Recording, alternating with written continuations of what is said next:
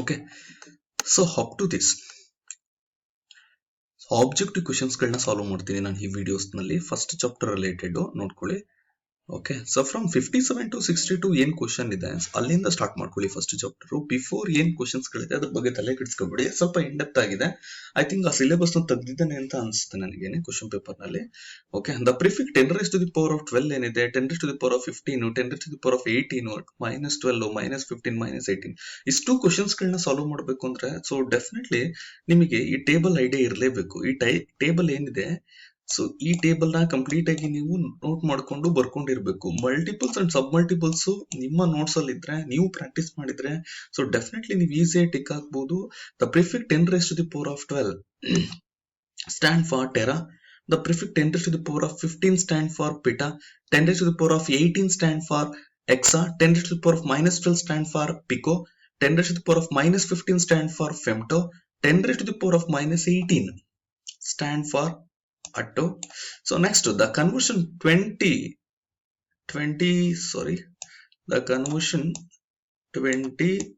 micro ohms, I think, right? This is simple ohm. So 20 micro ohms anta ide. So 20 micro ohms means the, for example, 20 answer ನ observe ಮಾಡಿ. Answer ನಲ್ಲಿ ಎಲ್ಲಾದ್ರಲ್ಲೂ ಏನಿದೆ, ohm ಇದೆ, ಮೈಕ್ರೋನ remove ಮಾಡಿದೆ. So micro indicating is to 10 raised to the power of 6. Clear?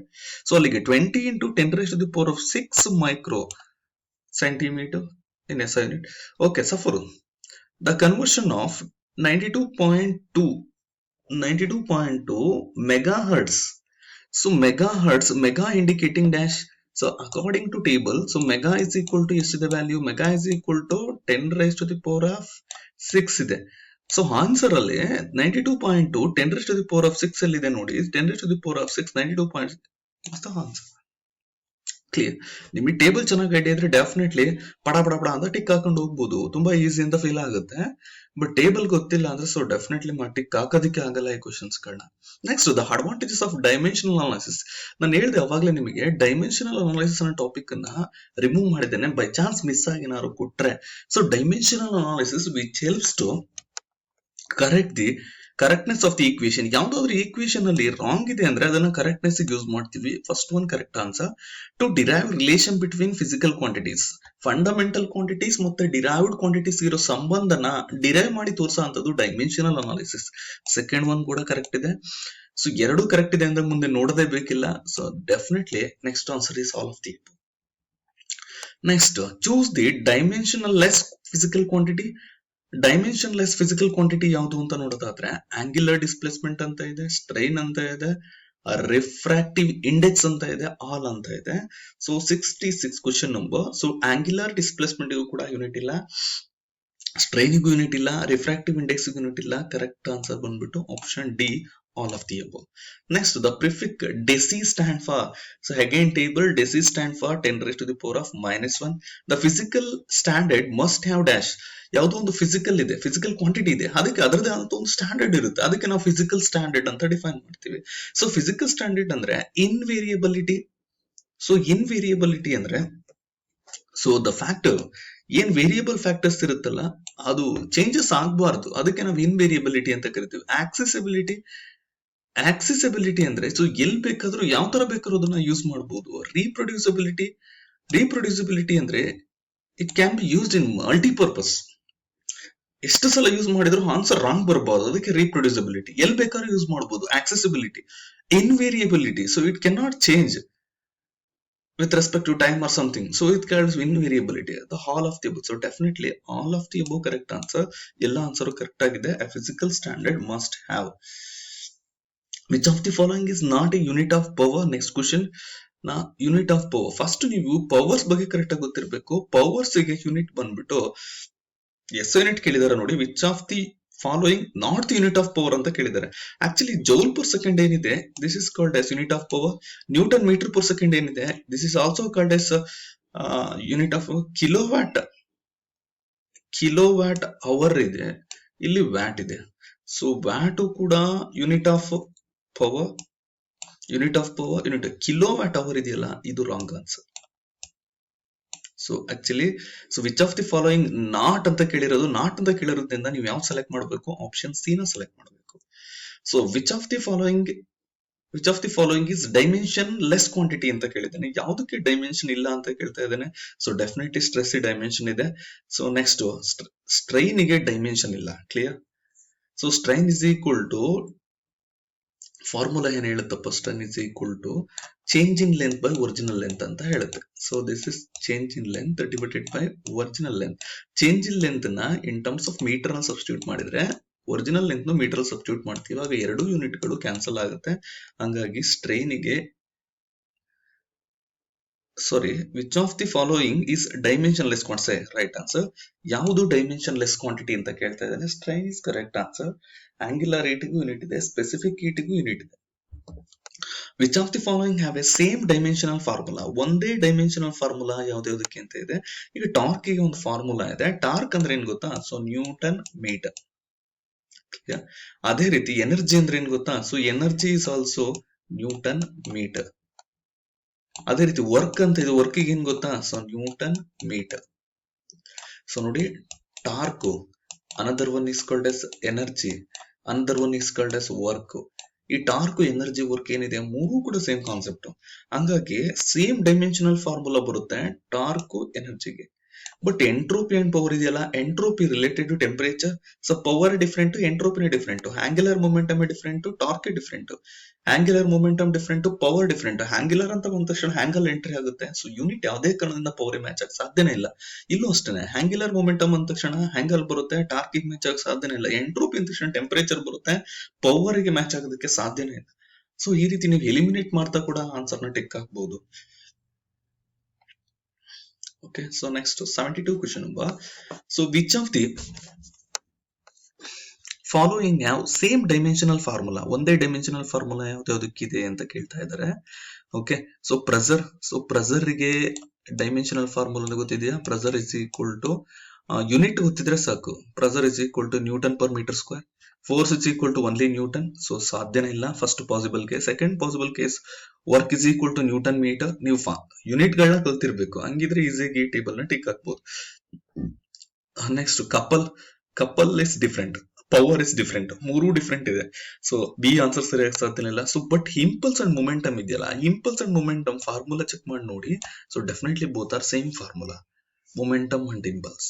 The force is different and power is different. So ಹಂಗಾಗಿ ಇದು ಕೂಡ ಸಾಧ್ಯ ಇಲ್ಲ. Impulse and momentum current answer. So ನೀವು ಈ ಕ್ವಶನ್ ನ ಡೈಮೆನ್ಷನಲ್ಲೆಸ್ ಫಾರ್ಮುಲಾಸ್ ನ ಇದ್ ಮಾಡ್ಬೇಕು ಅಂತ ಹೇಳಿದೆ. ಡೈಮೆನ್ಷನಲ್ಸ್ ಫಾರ್ಮುಲಾನ ಸಿಲೆಬಸ್ ನ ತೆಗೆದಾಕಿದ್ದಾನೆ ಅಂತ. ಸೊ ಆದ್ರೂ ಇನ್ ಡೆಪ್ತ್ ಆಫ್ ಕ್ವಶನ್ಸ್ ಅಲ್ಲಿ ಏನಾದ್ರು ಕೇಳಿದ್ರೆ ಕೇಳ್ಬಹುದು. ಸಮ್ ಟೈಮ್ಸ್ ಒಂದು ಟೇಬಲ್ ಇದೆ, ನಾನು ಐ ಥಿಂಕ್ ವಿಡಿಯೋದಲ್ಲಿ ಫಸ್ಟ್ ವಿಡಿಯೋದಲ್ಲಿ ತೋರಿಸಿದ್ದೀನಿ. ಆ ಟೇಬಲ್ ನ ನೀಟಾಗಿ ನೋಟ್ ಮಾಡ್ಕೊಳ್ಳಿ. ಡೆಫಿನೆಟ್ಲಿ ಯಾವ ಕ್ವಶನ್ ಬೇಕಿದ್ರು ನೀವು ಆನ್ಸರ್ ಮಾಡಬಹುದು. m l to the power of 2 and t to the power of minus 1. So t to the power of minus 1 are the dimension of dash, dimension of angular momentum. ಇದು ಅಷ್ಟೇ, formula ಕಲ್ತ್ಕೊಳ್ಳಿ, ಆ table use ಮಾಡ್ಕೊಂಡು tick ಹಾಕ್ಬಹುದು. ಇದು dimensionless equation ಇಂದ ಬಂದಿರೋಂಥದ್ದು. Next, the m l to the power of 2 t raised to the power of minus 2 are the dimension of dash. 74 question. 74th energy. So ನಿಮಗೆ ಗೊತ್ತಿದೆ ಎನರ್ಜಿಗೆ ಫಾರ್ಮುಲಾ ಏನು ಅಂತ ಆಲ್ರೆಡಿ ನಾನು ಈಗ ಹೇಳಿದ್ದೀನಿ. So energy is equal to formula ಏನಂತ ಹೇಳಿದೆ, newton metre ಅಂತ ಹೇಳಿದೆ. So this is the newton metre. So newton is indicating force, right? Force means kg meter per second square, right? So multiply with so Newton meter, right? So kg meter per second square. So energy is equal to, this is meter and meter. So next, meter into meter multiply with, so kg indicating mass, right? So put mass here. So meter into meter multiply with, meter is indicated by length, right? Length into length is equal to length square divided by second square. Second square na meltandre enagutte, second to the power of minus 2. So time second is indicated by time, so t power minus 2. So m into L square into t power minus 2 is the correct answer. M into L square into t power minus 2. This is called as energy. Energy ಗೂ same ಇದೆ, energy same. Last ನಾನು ಇದ್ರಲ್ಲಿ ಹೇಳ್ದಂಗೆ next ಇನ್ನೊಂದು ಯಾವ್ದಕ್ಕೆ same, ಟಾರ್ಕಿಗೆ same ಬರುತ್ತೆ. Next ವರ್ಕಿಗೆ same ಬರುತ್ತೆ. ಮೂರು ಕೂಡ same quantity. Which of the following quantity has a dimension of m to the power of 0, l to the power of 1 and t raised to the power of minus 2? Quantities, the dimension. So 75 question number. So answer is acceleration. Acceleration ಗೆ formula ಬಂದ್ಬಿಟ್ಟು acceleration is equal to rate of change of velocity meter per second square. Clear? So kg ಬರೋದಿಲ್ಲ, so kg 0 ಆಗುತ್ತೆ. So kg 0 ಆಯ್ತು ಅಂದ್ರೆ so ಅದು l to the power of minus 1, so indicated by length 1 ಇದೆ. So next time ಕೆಳಗಡೆ ಇದೆ, ಮೇಲ್ ತಗೊಂಡ್ರೆ ಏನಾಗುತ್ತೆ, time t raised to the power of minus 2 ಅಂತ ಬರುತ್ತೆ. Next one, the SI unit of luminous flux. So luminous flux SI unit ಅನ್ನು starting ಅಲ್ಲೇ ನೋಡಿದ್ದೀರಾ. ಸೊ luminous flux ಗೆ SI unit ಬಂದ್ಬಿಟ್ಟು ಲೂಮನ್ ಆಯ್ತಾ. ಸೊ ನಿಮಗೆ ಗೊತ್ತಾಗಿಲ್ಲ ಅಂದ್ರೆ ಇದನ್ನ ಆನ್ಲೈನ್ ಅಲ್ಲಿ ಗೂಗಲ್ ನೋಡೋದು ನೋಡಿ, SI unit of luminous flux ಅಂತ ಏನಂತ ಬರುತ್ತೆ ಅಂತ, ಲೂಮನ್ ಅಂತ. SI unit of next one, Newton meter is an SI unit of dash. Newton metre. So ಇಲ್ಲೆಲ್ಲ ಯೂಸ್ ಮಾಡೋದು ನೋಡಿ, ಇದನ್ನ ನ್ಯೂಟನ್ ಮೀಟರ್ ಯಾವ್ದಕ್ಕೆ ಯೂಸ್ ಮಾಡೋದು, ಎನರ್ಜಿಗೆ ಯೂಸ್ ಮಾಡೋದು ಅನ್ಸುತ್ತೆ, I think correct. So power ಗೆ ಸಾಧ್ಯ ಇಲ್ಲ, ಮೊಮೆಂಟಮ್ ಸಾಧ್ಯ ಇಲ್ಲ, ವರ್ಕ್ ಎಸ್ ಡೆಫಿನೆಟ್ಲಿ ವರ್ಕ್. ಏನಕ್ಕೆ ಅಂದ್ರೆ work is equal to time. Work ಅಂದ್ರೂ ಸೇಮ್ ಮೀನಿಂಗು, ಟಾರ್ಕ್ ಅಂತ ಕೊಟ್ಟರು ಸೇಮ್ ಮೀನಿಂಗು, ಎನರ್ಜಿ ಅಂತ ಕೊಟ್ಟರು same meaning. So work is the correct answer. Next SI unit of energy. SI unit of energy is equal to ಎನರ್ಜಿನ ಯಾವ್ದ್ರಿಂದ ಇದ್ ಮಾಡ್ತಾರೆ ಅಂತ. SI unit of ನೋಡಿ, ಎನರ್ಜಿನ ಕ್ಯಾಲೋರಿಯಿಂದನೂ ಕರೀತಾರೆ, ಜೌಲ್ ಇಂದನೂ. ಅವ್ನು ಕೇಳ್ತಿರೋದು ದ ಯೂನಿಟ್ ಆಫ್ ಎನರ್ಜಿ ಅಂತ ಕೇಳ್ತಿದ್ದಾನೆ, SI unit of energy ಅಂತ ಕೇಳ್ತಿದ್ದಾನ ಅಂತ ನೋಡಿ. So the unit of energy ಅಂತ ಕೇಳ್ತಾ ಇದ್ದಾನೆ. ದ ಯೂನಿಟ್ ಆಫ್ ಎನರ್ಜಿ ಅಂದ್ರೆ ಯಾವ್ದು ಬೇಕಾದ್ರೂ ಆಗುತ್ತೆ. ಸೊ ಕ್ಯಾಲೋರಿನೂ ಆಗುತ್ತೆ, ಜೌಲು ಆಗುತ್ತೆ, ಎಲೆಕ್ಟ್ರಾನ್ ವೋಲ್ಟು ಆಗುತ್ತೆ, all of the about tick. Particular ಗೆ SI unit ಅಂತಲೇ ಕೇಳಿದ್ರೆ ಯಾವ್ದು ಟಿಕ್ ಹಾಕ್ಬೇಕಿತ್ತು, ನಾವು ಜೌಲಿ ಟಿಕ್ ಹಾಕ್ಬೇಕಾಗಿತ್ತು. Clear? Next, magnetic flux as a unit of dash. So magnetic flux ಅಂತ ಇದೆ, ಮ್ಯಾಗ್ನೆಟಿಕ್ ಫ್ಲಕ್ಸ್ ಯೂನಿಟ್ ಬಂದ್ಬಿಟ್ಟು weber. Next, systematic error. So types of errors ಅಲ್ಲಿ ಸಿಸ್ಟಮ್ಯಾಟಿಕ್ ಎರರ್ ಯಾವುದು ಅಂತ ಕೇಳ್ತಾರೆ. ಸಿಸ್ಟಮ್ಯಾಟಿಕ್ ಎರರ್ ಅಂದ್ರೆ ಸಿಸ್ಟಮ್ಸ್ ಅಲ್ಲಿ ಇರೋಂಥ, system means is nothing but instrument ಅಂತ system indicating. So correct answer is instrumental error. Which of the following quantity has unit but no dimension. So units ಇದೆ, dimension ಇಲ್ಲ, dimensional equation ಇಲ್ಲ, ಯಾವ್ದಕ್ಕೆ ಅಂತ ಕೇಳ್ತಾ ಇದ್ದಾನೆ. So quantities having units but no dimension the called as angle. So angle ಅನ್ನ ನಾವು ಡಿಗ್ರಿನಲ್ಲಿ ಕರಿತೀವಿ. ಕ್ಲಿಯರ್? ಬಟ್ ಅದಕ್ಕೆ ಡಿಗ್ರಿ ಇರುತ್ತೆ. ಡೈಮೆನ್ಷನಲ್ ಈಕ್ವೇಶನ್ ಏನಿದೆಯಲ್ಲ, ಡೈಮೆನ್ಷನಲ್ ಈಕ್ವೇಶನ್ ಅಂದ್ರೆ ಏನ್ ಹೇಳಿ, LMT ಅನ್ನೋದು ಡೈಮೆನ್ಷನಲ್ ಈಕ್ವೇಶನ್. ಸೊ ಡಿಗ್ರಿ ಇದೆ, ಡಿಗ್ರಿನ ಯಾವ್ದ್ರಲ್ಲಿ ನಾವು ಕನ್ಸ್ಟ್ರಕ್ಟ್ ಮಾಡಕ್ಕಾಗಲ್ಲ, LMT ಈಕ್ವೇಶನ್ ಅಲ್ಲಿ ಕನ್ಸ್ಟ್ರಕ್ಟ್ ಮಾಡಕ್ಕಾಗಲ್ಲ. ಅದಕ್ಕೆ ಆಂಗಲ್ ಅನ್ನ, ಆಂಗಲ್ ಗೆ ಯೂನಿಟ್ ಇದೆ. So angle having some unit but no dimension. So displacement ಗೆ ಬೋತ್ ಡೈಮೆನ್ಷನ್ ಇದೆ, ಸ್ಪೀಡ್ಗೂ ಇದೆ, ಕಪಲ್ಗೂ ಇದೆ, but angle ಗಿಲ್ಲ.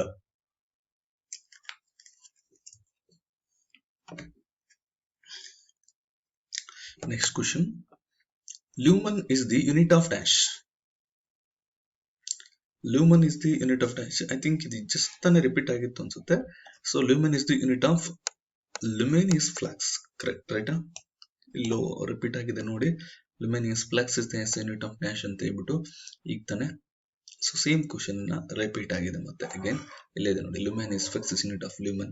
So lumen is the unit of luminous flux. Which of the following is not unit of distance? Right, unit of distance ಯಾವುದು ಅಲ್ಲ ಅಂತ ಕೇಳ್ತಾ ಇದ್ದೇನೆ. ಸೊ ಇದೆಲ್ಲ ತುಂಬಾ ಓಲ್ಡೆಸ್ಟ್ ಮೆಥಡ್. ಐ ಥಿಂಕ್ ಈ ಫೆರ್ಮಿ ಅಂಡ್ ಅಗಸ್ಟ್ರೋಮು ಅಂಡ್ ಮೈಕ್ರಾನು, ಇಷ್ಟು micron ಇದೆ ಅಂತ. ಸ್ಟೆರಿಡಿಯನ್ಸ್ ಅದೇನೇ ಇಲ್ಲ, ನಿಮಗೆ ಗೊತ್ತಿದೆ, ಟೇಬಲ್ ನೋಡಿದ್ರೆ ರೇಡಿಯನ್ ಅಂಡ್ ಸ್ಟೆರಿಡಿಯನ್ ಎರಡೂ ಕೂಡ ಯಾವ್ದಕ್ಕೆ ಸಂಬಂಧಪಟ್ಟಿರೋ ಅಂತದ್ದು,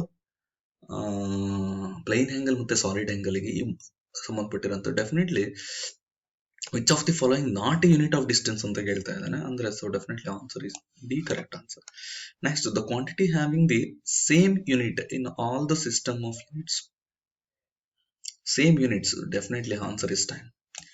ಟೈಮ್ ಎಲ್ಲಾ ಕಡೆನೂ ಸೆಕೆಂಡ್ ಅಂತಾನೆ ಇರುತ್ತೆ, ಬಟ್ ಲೆಂತ್ ಇದೆಯಲ್ಲ, length centimeter, kilometer, millimeter change ಆಗುತ್ತೆ, ಟೆಂಪರೇಚರ್ ಕೆಲ್ವಿನ್, ಡಿಗ್ರಿ ಚೇಂಜ್ ಆಗುತ್ತೆ, ಮಾಸು ಕೆಜಿ, ಪೌಂಡ್ ಚೇಂಜ್ ಆಗುತ್ತೆ. ಸೊ ಬಟ್ ಟೈಮ್ ಚೇಂಜ್ ಆಗಲ್ಲ. Next, which of the following is not correct ಅಂತ ಕೇಳ್ತಾ ಇದ್ದಾನೆ. ನಾಟ್ ಕರೆಕ್ಟ್, ವರ್ಕ್ ಡನ್ ಇದೆಯಲ್ಲ, so work done ಬಂದ್ಬಿಟ್ಟು kg meter squares into, so formula ಕೇಳ್ತಿದ್ದಾನೆ, kg per metre square ಅಂತ. Pressure newton meter to the power of 4 ಅಂತ, surface tension newton, momentum ಕೇಳ್ತಿದ್ದಾನೆ. So definitely work done wrong answer not. ಯಾಕೆಂದ್ರೆ work done ನಾವು ಈಗ just discuss